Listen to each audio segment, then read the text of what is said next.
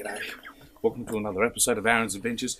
The adventure that we're on today is one I've been promising for a long time, but West Australia is big, right? So it takes a while to do anything.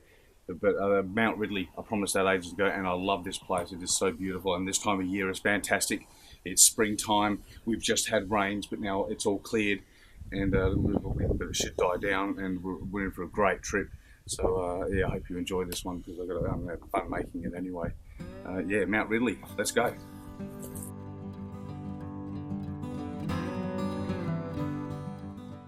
The journey to Mount Ridley is enjoyed with the scenery of the world's wheat supply. The road is well maintained and transversable by any vehicle.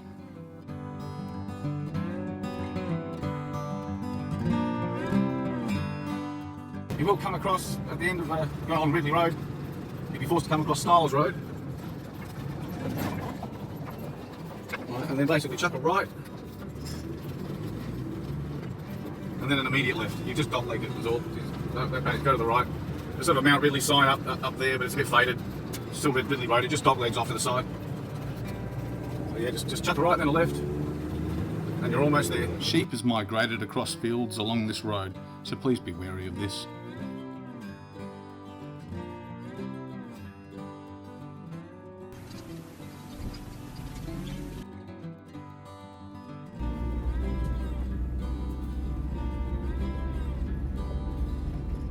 I'm not in four-wheel drive.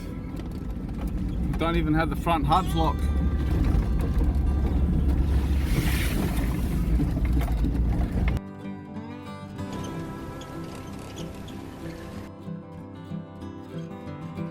As you see, the old original track looks more like that one, but the council looks like they've come by and made it real easy for you now. They've just bypassed the old track. Just to give you a warning though, it can get bits that look a little bit like this. Just in case if you've got a caravan, you're worried about getting knocked about or something like that. You do really need a four-wheel drive. Not so much for traction. I don't have it in four-wheel drive right now. I've only haven't got the front wheel hubs locked at all. But it just, you need a bit of clearance sometimes. You can still get around there, probably that bit there with a regular car. It's just up to you.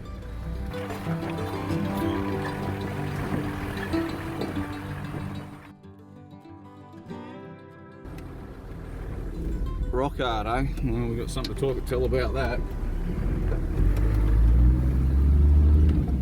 Like even in the entrance in there, it's a bit gullied up, but as I said, nothing drastic.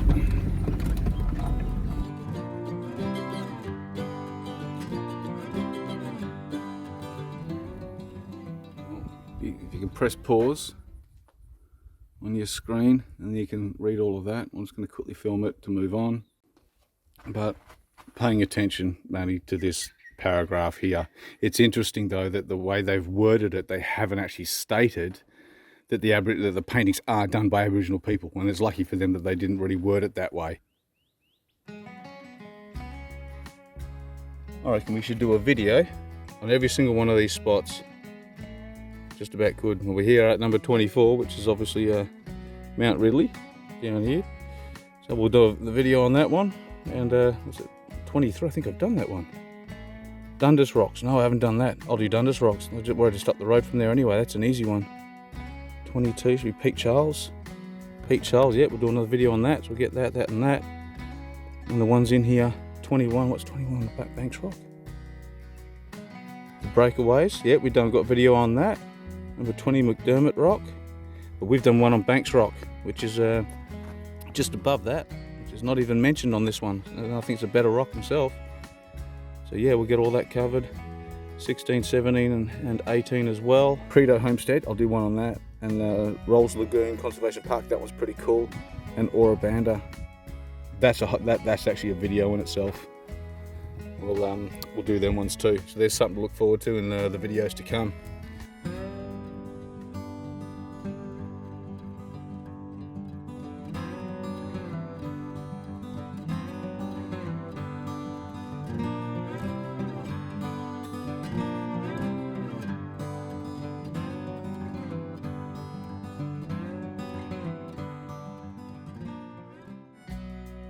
As you can clearly see, absolutely picturesque rock. Very photogenic. I've seen this when it's wet. Hey, something familiar about that opening. Oh well. figure it out.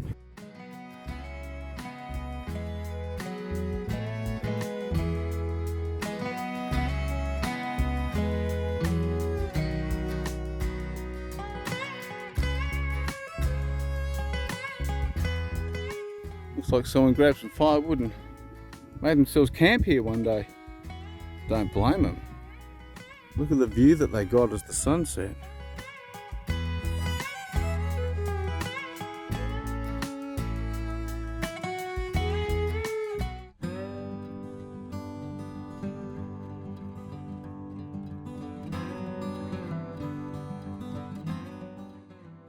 I mean, no disrespect to Aboriginal people at all in this, absolutely not whatsoever.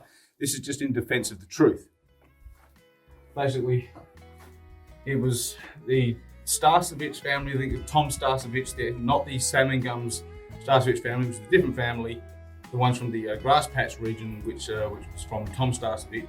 So the story roughly goes like this. First time I came here, there was no copper logs or tables or anything at all, and I visited this place. Came back again 5 years later in 2010, and when I got back, I asked Jonathan Laurence Morton, what was the deal with the Aboriginal art? They had like signs there, what Aboriginal art? And I said, well, that under the rock that looks like a broken egg, you know, like back like this. He giggled and chuckled a bit. He said, that's not Aboriginal art. He says that the Starceviches did that back when they were young, I think probably about the 1960s, 1970s roughly. I'm trying to get the exact date for confirmation, but we're working on that. I'll put in the pin in the comments below. I want to find that one out. But when they were young, they just rode out here and they just did it for gigs. Hey, the Aboriginal people had significance here, which of course they did. They had significance the entire of Australia. Aboriginal people have got a significance everywhere. And so full respect. But this is a misunderstanding. A question I had for you, something I wanted to clarify, was about the Starceviches. I think somebody tried to call me a long time ago. I couldn't remember the full story of it exactly. With Mount Ridley, there's some rock painting, some rock art at Mount Ridley. And I believe you're saying that one weekend the Starceviches did it for fun or something. Yeah. Is that right? They went out and put their hands up, blew mud through us. Yeah, fair enough. Yeah. There's no TV. It was done back in the... When was that? 1920 something? I can't remember. You said at the time. Very early on. I think you said 24. Was that 1924? Does that ring the bell? Yeah, I'm just about that. trying to guess here from when you told me before. But that's not the Starceviches from up at Salmon Gums. It's the one down at Grass Patch Starcevich, the one that we live close to. That's right. Yeah. Gotcha. Well, of course, Starceviches were a big family. I think there was 11 in the family. Only 2 girls. The father was a very strict bloke. Is this the one that went to war and has the statue at that Grass Patch of him? There's a Starcevich there, yeah. or is it his father you're referring to? Yeah, here's Tom Starcevich. Is Tom Starcevich? Yeah, that's the one. Yeah, it was from Grass Patch. So, have you seen that statue? Oh, yeah. Yeah, you know the one. I mean, it's been there a while, isn't it? I knew Tom Starcevich. Yeah. And his brother George. Right. He's a great bloke for pulling your leg. Starcevich, he won the Victoria Cross for getting mad because the Japanese had wounded his mate. He picked up a Bren gun, went up there and just shot them all out, and that was how he got his VC. He cleaned out about half a dozen Japanese machine gun nests. Oh, right. And in the end, they just got out and ran away. Yeah. So, you know, the war could progress.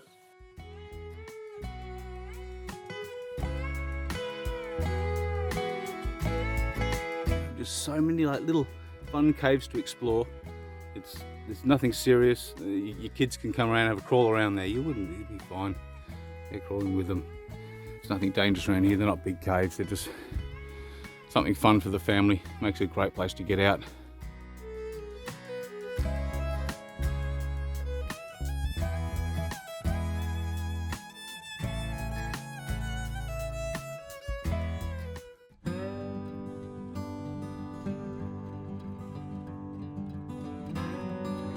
This one. Hopefully if I fall, I record myself falling so everybody can laugh at it. See, look. World's best botanist couldn't get a plant to grow there in the rock. And look at that. Unreal. Ooh! Beehive, check this out. There weren't March flies around me, there were bees.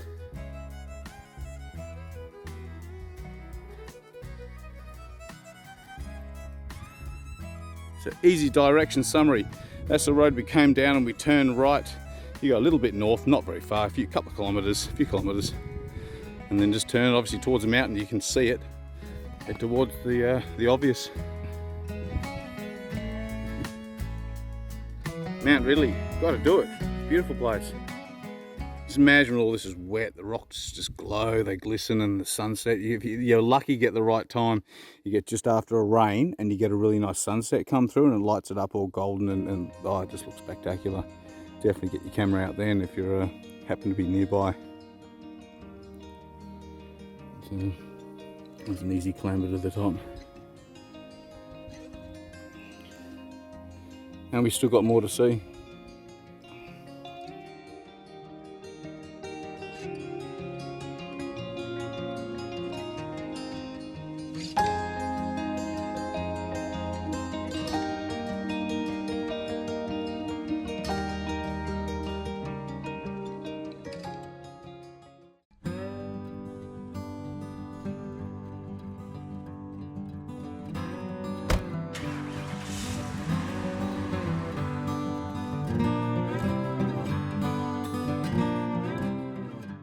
It does have drop down dunnies, which would be why there's flies here, which is why you won't catch me camping here.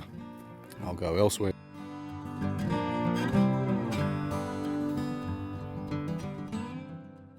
One just jumped in the water. Froggy.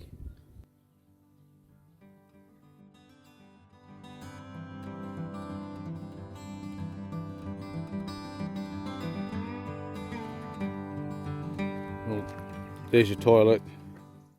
It's just there. The girls go on that side of the rock and the boys go on that side of the rock.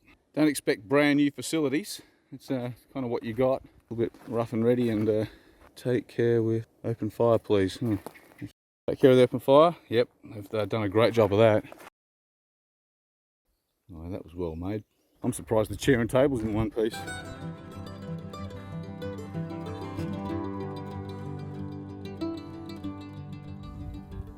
Quite a tranquil introduction.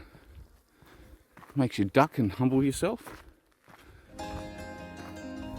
Completed with a natural staircase. Not many sound of birds, but the flies are reminding you that they're there.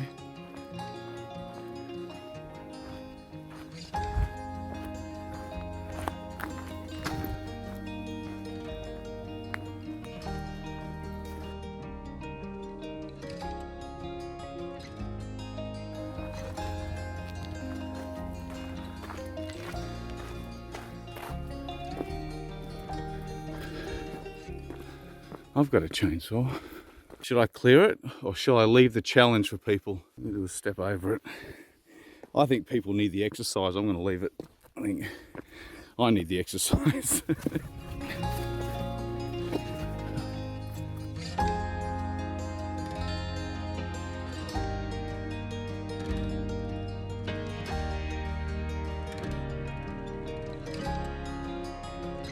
think this one just looks more attractive. With this interesting segmented line through it. The colour effect in it. I've seen this when it was wet. The first time I ever saw it, it was just after a rain, and it just looks absolutely amazing. So, I mean, that is super cool. In terms of like formation and artwork, that looks way more cooler than the wave rock in Hahn. You get the sun crashing over the hill and it lights your side up. You can imagine it'd be great. That's cool. We want to slip off the edge of that one. You haven't got much to grab on.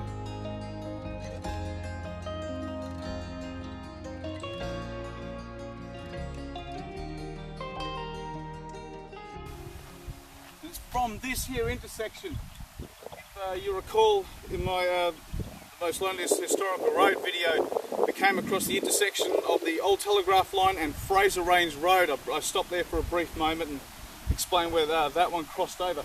This is basically the beginning of it, because from here you could go in any direction you like. You go to overcross to the grass patch, you go straight down to Esperance. All this is basically Dempster Road in a way if you went just continue straight on. yeah, take that road and it'll just wind you through. Just take the most rubbed in track. There's a bit few side tracks here and there, you can take them if you want, but just pick the most rubbed in track and that'll take you straight through to that Fraser Range intersection that we spoke about in that video. I think we might do that actually. Make a video on that trek. It's not it's really exciting enough to make a video out of. It was a good adventure, but it was easy going. Didn't get a puncture or anything like that. But great track to take if you just want to go on a bit of a forward drive adventure with your mates, with the family. Even if you're on your own and you're not that confident, like it said, don't worry about that track's a good one. And as long as you don't go when it's wet and when it's pouring rain, but in the dry weather, yeah, that's your main old telegraph line track. Fraser Range turn off. What it looks like. So we've just come from that way, and it kind of goes back on an angle. You can't miss it. It actually shoots through then to the north to actually Fraser Range itself. That'll take you. That'll eventually get you back to the air highway, and it basically just cuts through this straight across the top. Like I said, there's no signposts anywhere to say that this is it. Then again, it's got some beautiful spots along the way, and it is a pretty cruisy drive if you're just into a group of four-wheel drive people that want to get out there and adventure for a bit, and don't want anything really drastic happening going wrong. You can't go wrong with this track. You've got a few boggy patches here and there or something, but that's no challenge at all. Any four-wheel drive will do that road.